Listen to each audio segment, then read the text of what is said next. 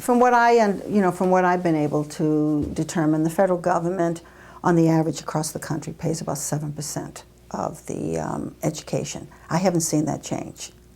My little schools oftentimes don't qualify for some of the federal funds because you need to be high poverty and so forth. So I personally have not seen any extra federal funds coming into any of my schools during this time.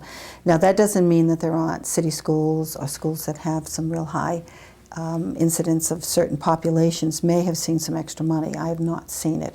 Matter of fact, I've seen our Title I and our federal SPED funds either drop a tad or stay very, very flat for many, many years. We're expected to do everything.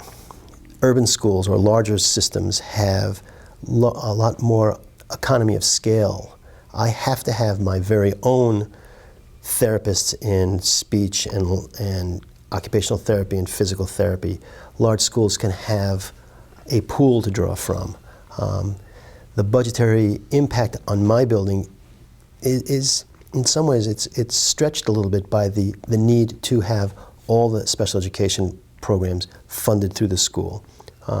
Music and art and library services and computer services, those are not givens in many small schools because of people literally can't afford those kind of services. So you cut those services first as opposed to the classroom teachers because those are really the heart and soul of the school. But without the special education support, without the library support, without computer support, your programs are hamstrung and your kids are not receiving the depth of education that they can.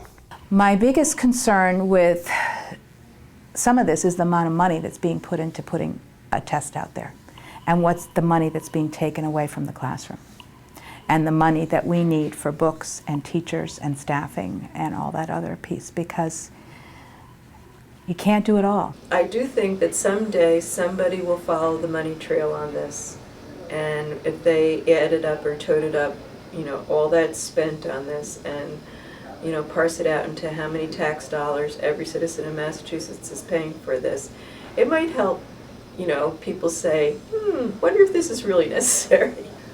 Because the amount of money is just criminal. Everything comes UPS or FedEx in boxes that are not fully packed.